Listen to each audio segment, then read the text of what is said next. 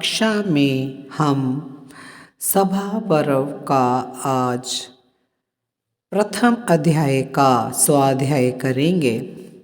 आदि पर्व के 36वें अध्याय जो आखिरी अध्याय था उसमें हमने देखा था कि एक ब्राह्मण के कहने पर अर्जुन और श्री कृष्ण जी ने खांडव वन का विनाश किया था और उसमें सिर्फ एक ही व्यक्ति को जीवन दान दिया था जो अर्जुन की शरण में आए थे, वो मायासुर थे। आज सभा पर्व के प्रथम अध्याय में देखेंगे कि जो मायासुर को जीवन दान दिया था वो पांडवों के लिए अद्भुत सभा भवन का निर्माण करते हैं। तो इसको आज देखते हैं। खांडव दाह के पश्चात मायासुर ने श्री कृष्ण के समीप बैठे हुए अर्जुन की बार बार प्रशंसा करके और हाथ जोड़कर मधुर वाणी में उनसे कहा। मायासुर बोला, कुंती नंदन, आपने अति क्रुद्ध इस कृष्ण से तथा जला डालने वाली अग्नि से मेरी रक्षा की है, अतः बताइए इस उपकार के बदले मैं आपकी क्या सेवा करूं। अर्जुन ने कहा, असुर राज, तुमने इस प्रकार कृतज्ञता प्रकट करके मेरे उपकार का सारा बदला चुका दिया। तुम्हारा मंगल हो, अब तुम जाओ, मुझ पर प्रेम बनाए रखना, हम भी तुम्हारे प्रति सदा प्रेम भाव रखेंगे। मायासुर बोला, प्रभो पुरुषोत्तम, आपने जो बात कही है वह आप जैसे महापुरुष के अनुरूप ही है, परंतु भारत, मैं बड़े प्रेम से आपके लिए कुछ करना चाहता हूँ।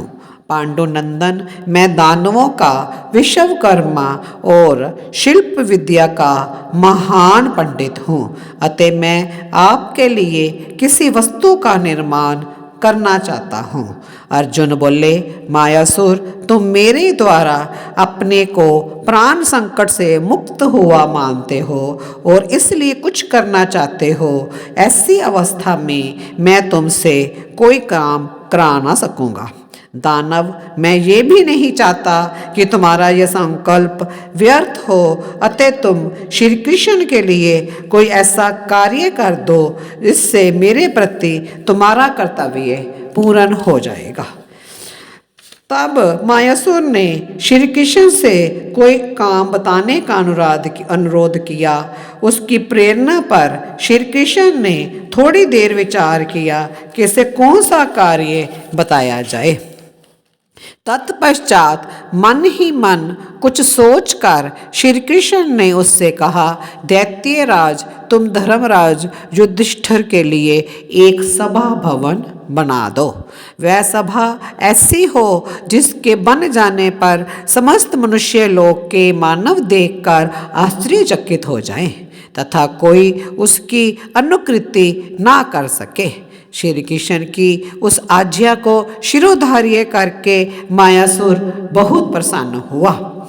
तब उसने पांडुपुत्र युधिष्ठिर के लिए विमान जैसे आकार वाला सुंदर सभा भवन बनाने का निश्चय किया। तत्पश्चात श्री कृष्ण और अर्जुन ने धर्मराज युधिष्ठिर को ये सब बातें बताकर मायासुर को उनसे मिलाया।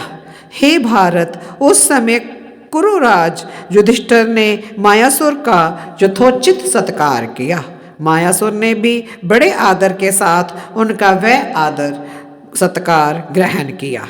कुछ समय तक वहाँ सुखपूर्वक रहकर दैत्यों के विश्वकर्मा मायासुर ने सोच विचार कर महात्मा पांडवों के लिए सभा भवन बनाने की तैयारी की।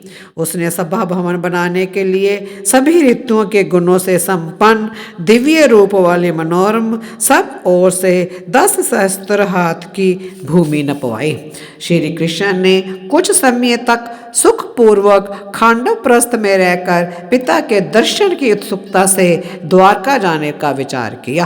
तब श्री कृष्ण धर्मराज युधिष्ठिर सभी भाइयों और कुंती की आज्ञा लेकर प्रसन्नता पूर्वक अपनी पूरी द्वारका को गए, मानो इंद्र अमरावती को जा रहे हों।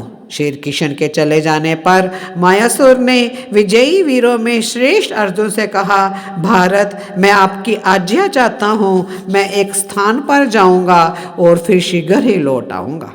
पूर्व समय में जब दैत्य लोग कैलाश पर्वत से उत्तर दिशा में स्थित मैनाक पर्वत पर यज्ञ करना चाहते थे, उस समय मैंने एक विचित्र एवं रमणीय मणि में भांड तैयार किया था, जो बिंदुसर के निकट सत्य प्रत्यक्ष राजा वृषपर्वा की सभा में रखा गया था।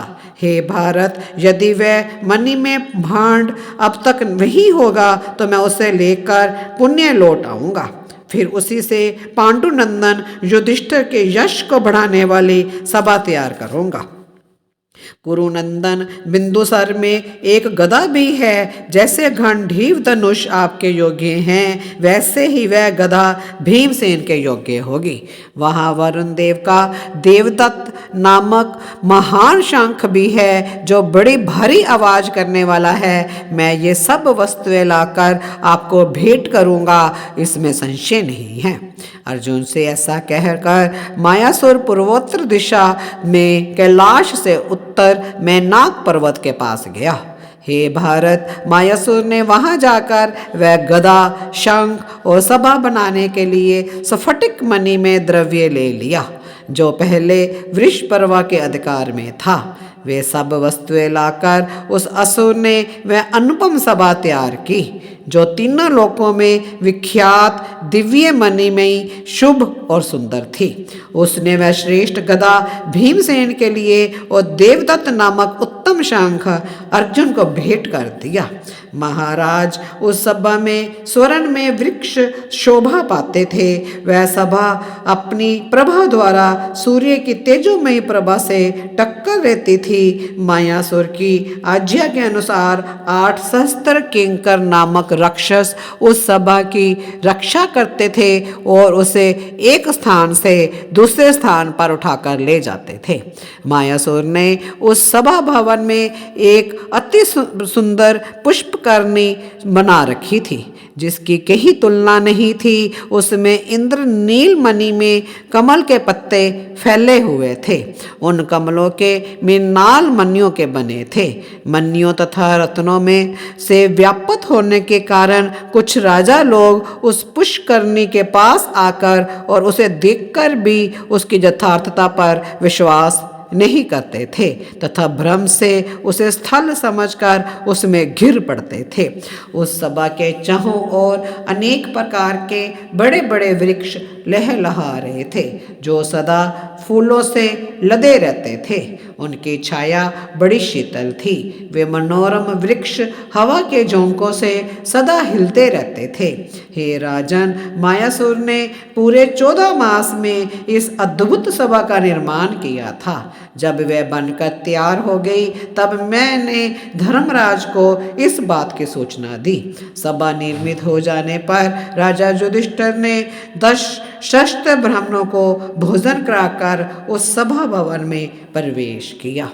आज हमने देखा कि जो सभा पर्व है, उसके प्रथम अध्याय को हमने जाना कि जो मायासुर थे उसने युधिष्ठिर के लिए बहुत सुंदर सभा भवन का निर्माण किया और क्या क्या था उसमें, ये भी सब बताया। निर्माण हो जाने पर युधिष्ठिर 10 शस्त्र ब्राह्मणों को भोजन कराकर उस सभा में प्रवेश करते हैं। आज इतना ही प्रथम अध्याय समाप्त हुआ। अगली कक्षा में दूसरे अध्याय को देखेंगे। ओम शांति शांति शांति।